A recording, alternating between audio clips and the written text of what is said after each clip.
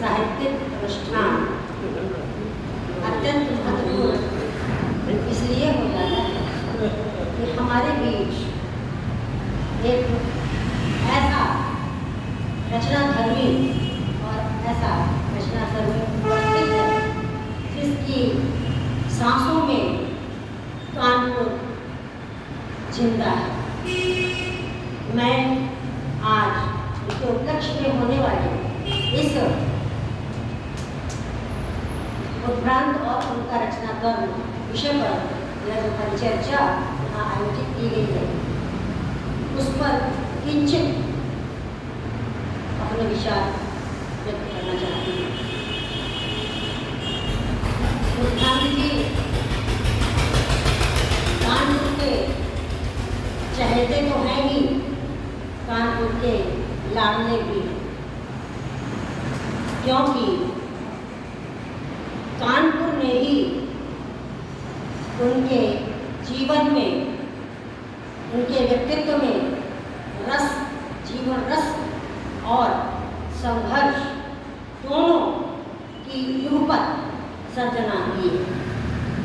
कानपुर और उनकी स्मृतियों को वो कभी भुला नहीं पाएंगे। कानपुर की गंध उनमें आंखों चमकती है।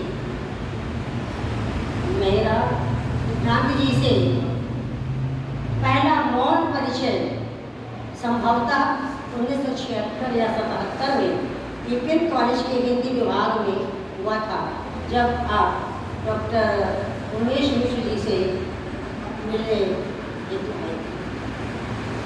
उसके पश्चात इतनी दीर्घ अवधि में लगातार उनके साहित्य के बारे में, उनके रचना के बारे में पढ़ती सुनती आई हूँ और पूरा जो कानपुर का साहित्यिक परिवेश है वह सभी उनसे भलीभांति और उनके रचनाक्रम से भलीभांति परिचित है। कानपुर उद्भ्रांत जी के दिल की धड़कन है। जी हाँ, ये वही कानपुर है जिसमें सनेही जी की अध्यक्षता में ये कानपुर न जाने कितने कवि सम्मेलनों का ये पढ़ रहा है। ये वही कानपुर है जिसकी याद में नीरज ने बातें लिखी और यही वो कानपुर है जिसकी याद में उद्भ्रांत जी ने भी कानपुर, वो कानपुर संस्मरण भी लिखा। उस संस्मरण में और अपनी जो आत्मकथा है मैंने जो जिया उसमें उस तत्कालीन परिवेश के कानपुर में जो महत्वपूर्ण रचनाधर्मी थे उन सभी को आपने बड़े शिद्दत के साथ याद किया, चाहे वो गिरिराज जी हो, चाहे वो नरेश चंद्र चतुर्वेदी जी हो, चाहे वो राजेंद्र राव हो, चाहे वो राष्ट्रबंधु हो और चाहे वो प्रकाश राम हो। इतना ही नहीं, इन व्यक्तियों के साथ साथ जो यहाँ की संस्थाएं जो इनके दिल में बसी हुई हैं, चाहे वो पीपीएन कॉलेज हो, आज प्रेस हो और चाहे वो हर सहाय विद्यालय हो, आपके मस्तिष्क में सब एक चलचित्र की भांति ये घटनाएं घूम रही हैं। आपकी साफ गोई का तो आलम ये है कि आप निजात सत्य की अभिव्यक्ति में विश्वास रखते हैं। उन्होंने अपनी आत्मकथा में लिखा, विश्व हो या अमृत जो पिया सो लिखा, कभी पुण्य पाप कभी मैंने जो किया। तो इतनी साफ गोई संभवतः उस रचनाकार के लिए ही संभव है जिसको लैले को एक नतले को कोई जो मानता रखता है वही इतनी साफ गोई की बात कर सकता है। ध्यान नाम है ऐसी शख्सियत का जो छद्म मुखौटा लगाकर समाज में जीना नहीं जानता। वो नाम है ऐसे रचनाकर्मी का जो अपने साहित्यिक प्रदेय या न्याय वह सदैव से संघर्ष जीवी और चुनौतियों से दो हाथ करने के लिए सदैव तैयार रहा है। चुनौतियाँ वो चाहे साहित्य क्षेत्र की हो या जीवन की हो, उन सभी क्षेत्रों में आपने निर्भीकतापूर्वक उन चुनौतियों का डटकर सामना किया, दो हाथ किए और कभी भी ना झुके, ना थके, ना टूटे, ना हारे। लीप से हटकर चलने का उनका शब्द है। लीप पर चले तो क्या चले? कानपुर के वो चहेते हैं और कानपुर भी उनका प्यारा है, कानपुर भी उनको चाहता है और वो भी कानपुर को चाहते हैं। इसीलिए जब भी उन्हें अवसर मिलता है वो कानपुर की एक ट्रिप बना देते हैं। एक स्वतंत्र चेता रचनाकार के लिए सृजन वाणी का विलास नहीं होता, वह एक पूर्व गंभीर साहित्यिक दायित्व होता है।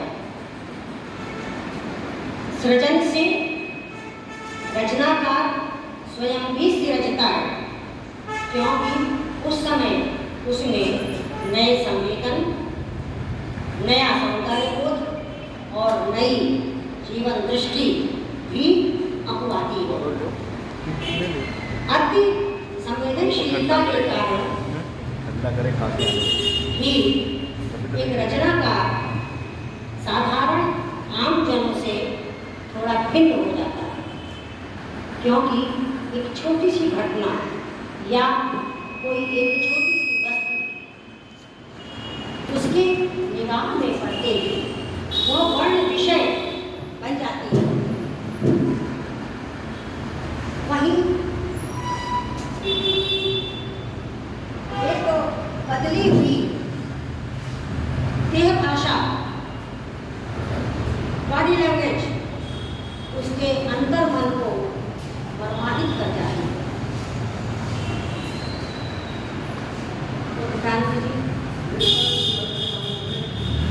यद्यपि आपका रचना कर्म विपुल मात्रा में है, जैसा कि मैं जानती हूँ कि संभवतः 145 पुस्तकें आपकी विपुल सर्जना की ओर इंगित करती है। और यही नहीं कि वो केवल कविता में ही उन्होंने किया, उन्होंने साहित्य की संभवतः सभी विधाओं में अपनी लेखनी चलाई, चाहे वो महाकाव्य हो, खंडकाव्य हो, काव्य नाटक हो, आत्मकथा हो, जीवनी हो, डायरी हो, संस्मरण हो, पत्र हो, आलोचना हो, निबंध हो, इन सभी में आपका अनवरत सृजन जारी है। तो इतनी विविध साहित्यिक विधाओं के आपके हो, लेकिन आपका मन कविता में ही रमा है, कविता ही आपकी केंद्रीय विधा है। और कविताओं में भी यदि हम कहें तो कविता का क्षेत्र अलग और गीतों की संरचना भी आपने बड़ी शिद्दत के साथ, क्योंकि गीत आपके गीत भाव और क्षण की विभिन्न भंगिमाओं को उजागर करते हैं। आपके गीतों में रस रज्जु में प्रमाता को बांधे रखने की क्षमता है। उसके रस में जो बार बार डुबोता है, निकालता है, डुबोता है, निकालता है पाठक। गीतों की भी अपनी अलग अलग एक अंतर यात्रा होती है, जो कभी धूप, तो कभी छांव, तो कभी बादल, तो कभी रिमझिम बारिश के मध्य उठते गिरते होती। आपके गीतों ने जन के मन के अंतर को छुआ है, क्योंकि जो गीतों की जो प्रथम विशेषता है स्पर्श। अगर गीत अंतर्मन को स्पर्श नहीं करता, अंतर्मन को छूता नहीं है, तो वह गीत श्रोता स्वीकार ही नहीं कर पाता, उसके मन को वो आर्द्र ही नहीं कर पाता, भिगो ही नहीं पाता। आपकी रचनाओं में जहाँ त्रेता जैसा महाकाव्य, राधा माधव, अभिनव पांडव, स्वयं प्रभा, वक्रतुंड और ब्लैक होल काव्य नाटक, हाँ, और ये अभी जो आपके सामने संस्मरण था वो कानपुर संस्मरण, आत्मजीवनी, मैंने जो जिया, और हम गवाह हैं चिट्ठियों के उस सुनहरे दौर के। ये आपने पत्र का संकलन, बड़े पुराने लेखकों के आपने जो पत्र एकत्र करके रखे थे, बड़े संभाल करके उनका आपने संपादन इसमें किया। उसके पहले बच्चन जी के भी 121 पत्रों में संकलन निकाला। हाँ, बच्चन जी तो आपके काफी गुरु रहे हैं, और जिन्होंने ही आपका नाम वो तो भ्रांत दिया है, उनके पत्रों का संकलन 121 पत्रों का संकलन भी आपने किया। तो वो संपादन हो, लेखन हो, काव्य रचना हो, सभी में आपने अपना श्रेष्ठतम दिया। कविता या किसी कवि की सफलता का सबसे पहला कारण है तो लोक चित्तवृत्ति की पहचान, क्योंकि लोक ही काव्य का विषय है और लोक पर आधारित जो रचनाएं हैं हम उन्हीं को लोक धर्मी रचनाएं कहते हैं। सृजनकर्ता का प्रयोजन यदि लोक मंगल विधायिनी साहित्य के सृजन का होता है, तभी वह समाज में श्रेष्ठता को प्राप्त कर पाता है। लोक की उपेक्षा करना अर्थात जन पक्षधरता के खिलाफ खड़ा होना है। वह साहित्य ही क्या जो हमें व्यवस्था के विरोध में, प्रतिरोध में आवाज उठाने का साहस न दे सके, क्योंकि जो सच्चा साहित्य है वो हमेशा प्रतिपक्ष का साहित्य रहा है, वो व्यवस्था के खिलाफ आवाज उठाने का साहस रखता है, और यह साहस व्यवस्था के खिलाफ हमेशा से ही साहित्य का शरण रहा। उत्क्रांति जी ने वह साहस दिखाया है, और ऐसे तमाम हमारे सुधी रचनाकार हैं जिन्होंने सदैव प्रतिपक्ष में खड़े होकर जन पक्षधरता को स्वीकार करते हुए उसके प्रति साहित्यिक न्याय किया। उत्क्रांति जी एक सजग रचनाकार हैं, वो भली भांति जानते हैं कि लेखक अपने लिए, समाज के लिए समय को बचाए रखने के लिए, शेष रखने के लिए ही लिखता है, और इसलिए जो उसका रचनाकर्म है वो रचनाकर्म बहुत ही गंभीर दायित्व वाला हो जाता है। केवल मनोरंजन के लिए वो साहित्य नहीं लिखता, अभी तो वह एक जिम्मेदार नागरिक होने के नाते, एक साहित्य का गंभीर और जिम्मेदार अभिनेता होने के नाते वो ऐसी कृतियों का सृजन करना चाहता है जो समाज में मंगल की सृष्टि करे, जो साहित्य का एक परम उद्देश्य होता है। जहाँ तक वो हम आपके उन महाकाव्यों और जो आश चिंतन तथा पौराणिक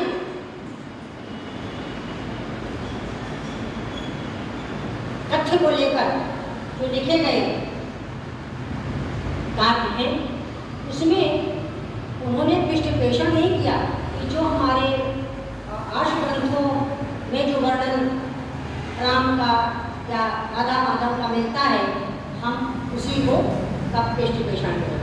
अपितु उन्होंने कहीं नहीं उसका मिथकीय संदर्भ डालकर और वर्तमान परिवेश में आधुनिक चुनौतियों में ये चरित्र कैसे हमको एक नई ऊर्जा दे सकते हैं, उसको भी ढालने का प्रयास किया है।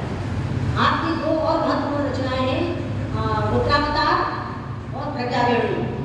उत्तरावतार जब पढ़ते हैं तो उत्तरावतार में अधिक तो नहीं कहना चाहिए, एक हल्की सी निराला की राम की शक्ति पूजा की एक आहट उसकी भाषाई बुनावट और बनावट में हल्की सी दिखाई पड़ती है।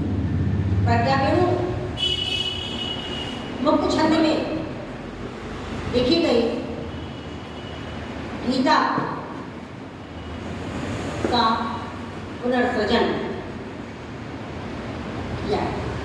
ये ऐसी रचनाएं हैं जो साधारण स्थिति में नहीं लिखी जा सकती। ऐसी रचनाएं हैं जब रचनाकार को एक केंद्र पर समाधिस्थ होना पड़ता है और तब एक बहुत महत्वपूर्ण रचनाएं ऐसी लिखी जाती हैं। इसके लिए मैं गांधी जी को बहुत बधाई देती हूँ कि ऐसी रचनाएं आपके कलम से निकली हैं। जहाँ तक आपके शिल्प पक्ष का प्रश्न है तो शास्त्रीयता से की कसौटी पर आपका शिल्प नहीं परखा जा सकता। आपका शिल्प परखा जाता है मानवीय संवेदनाओं की कसौटी। आपका शिल्प कसा जाता है संवेदना युक्त मन के उद्रेकन से। आप जिस प्रकार से आपका व्यक्तित्व ऊपर से सहज सरल और सपाट है, वैसे ही सपाट यानी सरल निरलंकृत भाषा में आपने अपने साहित्य को वाणी दी।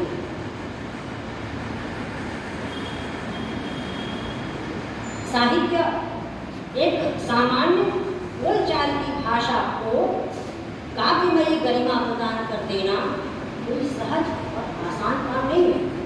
जैसे सहज दिखना आसान है, सहज होना ऐसे ही बोलचाल की भाषा, जैसे हम आमने सामने बैठ करके बोल बतिया रहे हो, जैसे खुल्लम खुल्ला हम संवाद कर रहे हो, ऐसी दिखलाती हुई भाषा, ऐसी बातचीत की भाषा जो जन मन को समझने में जरा सी भी विलंब नहीं लगाती, देर नहीं करती, ऐसी भाषा में आपको अपने सृजन को चाहिए। कविता उस सच्चाई का दस्तावेज। नारायण कहते हैं कि कविता वक्तव्य नहीं सवाल। वह कभी हमारे सामने, कभी उससे पहले, कभी पीछे, एक कोई भी उसको रोक नहीं सकता भाषा में होने से, क्योंकि कविता में एक विचार सच्चाई और एक बेहतर इंसान बनाने के लिए कविता जो रचना है। आप इन सभी विधाओं में जो रचनाएं हैं, और अभी आपने अच्छा आपकी सपाट ज्ञानी और एकदम साफ होने का तो आलम ये है कि आपने एक रचना मुठभेड़ लिखी है, और उस मुठभेड़ में जो साहित्यिक अदमियाँ हैं वो पुरस्कारों के प्रति कैसा एटीट्यूड रखती हैं, और